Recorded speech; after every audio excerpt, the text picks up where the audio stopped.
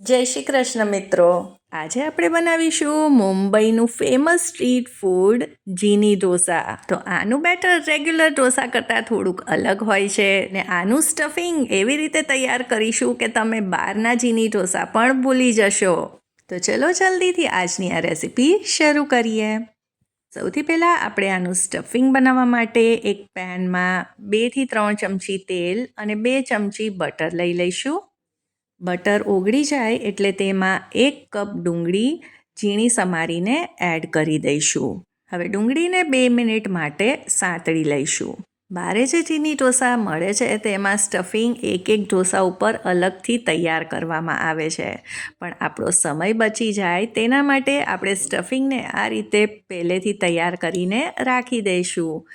તો જે રીતે મસાલા ઢોસામાં પછી આપણે મસાલો એડ કરીએ છીએ તે જ રીતે આ સ્ટફિંગને આપણે એડ કરીશું. ડુંગળી સોફ્ટ અને ટ્રાન્સપરન્ટ થઈ ગઈ છે તો તેમાં 1 કપ ઝીણા સમારેલા ટમેટાં, 1 કપ ખમણેલું ગાજર, 1 કપ ઝીણી સમારેલી કોબી અને અડધો કપ કેપ્સિકમ ઉમેરી દઈશું.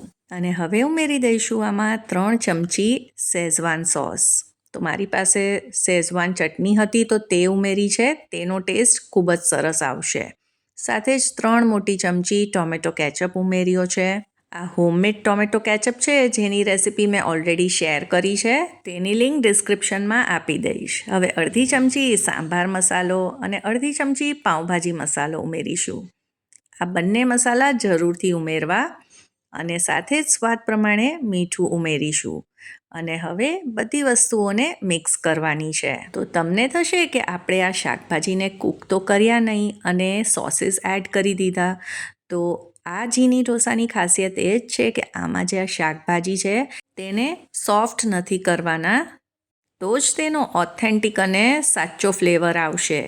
હવે બસ 1 મિનિટ માટે આપણે આ બધી વસ્તુને મિક્સ કરી દઈએ. પછી પોટેટો મેશર લઈ લેવાનું અને તેની મદદથી આપણે આ શાકભાજીને આ રીતે મેશ કરીશું. આના લીધે ટમેટાં અને બધા જ શાકભાજી મેશ થશે અને આપણને એકદમ જ લચકા પડતું સ્ટફિંગ આનું મળશે. તો આનું સ્ટફિંગ એવું જ હોય છે.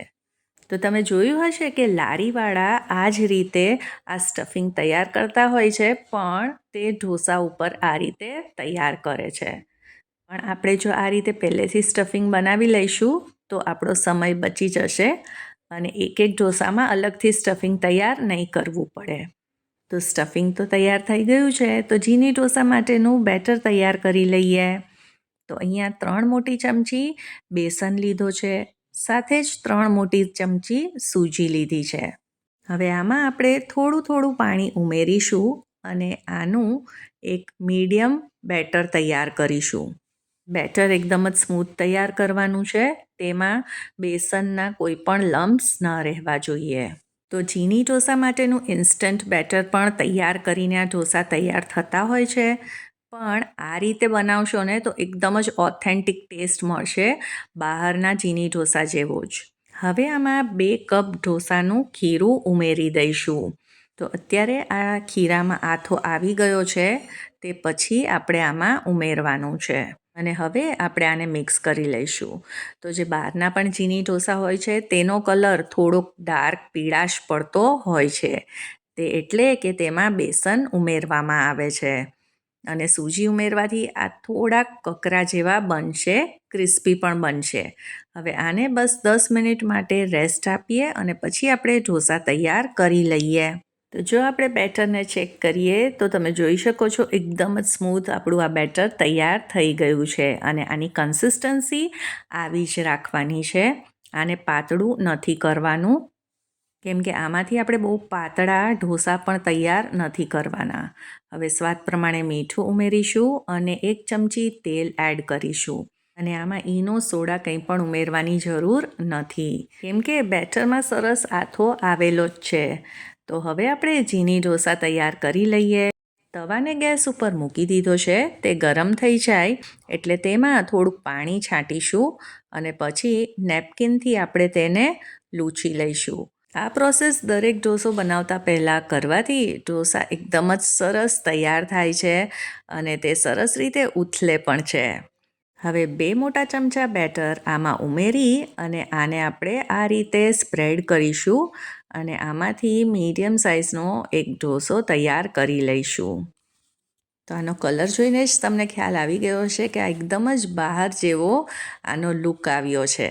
ઢોસાની ચારે બાજુ કિનારીએ થોડુંક તેલ એડ કરી દઈશું અને ઉપરની સાઈડ થોડુંક બટર ઉમેરી તેને આ રીતે પાથરી દઈશું. બટરથી ખૂબ જ સરસ આનો ફ્લેવર આવે છે. હવે સ્ટફિંગ ઉમેરી દઈએ. તો તમારા સ્વાદ પ્રમાણે તમે વધારે ઓછું સ્ટફિંગ એડ કરી શકો છો, પણ ચીની ઢોસામાં આમ તો આખા ઢોસામાં સારા પ્રમાણમાં સ્ટફિંગ ફેલાયેલું હોય તો તેનો ટેસ્ટ સરસ આવે છે. તો લગભગ 4થી 5 ચમચી જેટલું સ્ટફિંગ ઉમેરી દીધું છે. સ્ટફિંગને કિનારી સુધી ફેલાવવાનું છે અને ઉપરથી આપણે થોડુંક પનીર ગ્રેટ કરીને ઉમેરીશું. તો આજના ઢોસામાં હું પનીરનું પ્રમાણ વધારે રાખી રહી છું ચીઝ કરતાં, પણ જો તમારે ચીઝનું પ્રમાણ વધારે રાખવું હોય તો રાખી શકો છો. હવે ચીઝ પણ આમાં ગ્રેટ કરી દઈશું. આ બધી જ પ્રોસેસ કરતાં વખતે ગેસની ફ્લેમને લો જ રાખવાની છે, નહીંતર ઢોસો નીચેથી બળી જશે. હવે આજના આ ચીની ઢોસાનું પ્લેટિંગ આપણે બારે જે મળતા હોય ચીની ઢોસા તે જ રીતે કરવાના છીએ. તો આપણે પીઝા કટરથી આ રીતે આમાં કટ્સ લગાવી લીધા છે અને આના રોલ્સ તૈયાર કરી લઈશું. તો તમે આ પ્રોસેસ ઢોસાને નીચે ઉતારીને પણ કરી શકો છો. આ રીતે મીડિયમ થિકનેસવાળા રોલ્સ તૈયાર કર્યા છે.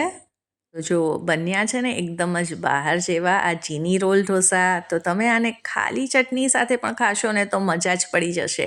આમાં સાંભારની જરૂર બિલકુલ નહીં પડે. અને સાચું કહું ને તો આમ તો ચટણીની પણ જરૂર ન પડે, આ એટલા બધા ટેસ્ટી બને છે. હવે આ રોલ્સને આ રીતે આપણે પ્લેટ કરીશું ને ઉપરથી થોડુંક ચીઝ આમાં ગ્રેટ કરીને ઉમેરી દઈશું. તો દેખાવમાં તો બન્યા છે એકદમ જ બહાર જેવા અને ટેસ્ટમાં તો બહારથી પણ ચડિયાતા છે. એકવાર આ રીતે જરૂરથી ટ્રાય કરજો. આશા કરું છું આજની આ રેસીપી તમને પસંદ આવી હશે, અને જો પસંદ આવી હોય તો તેને લાઈક કરી દેજો, તમારા ફ્રેન્ડ્સ અને ફેમિલીમાં શેર, અને ચાર્મિસ ગુજરાતી રસોઈને સબસ્ક્રાઈબ કરી દેજો. સૌને જય શ્રી કૃષ્ણ.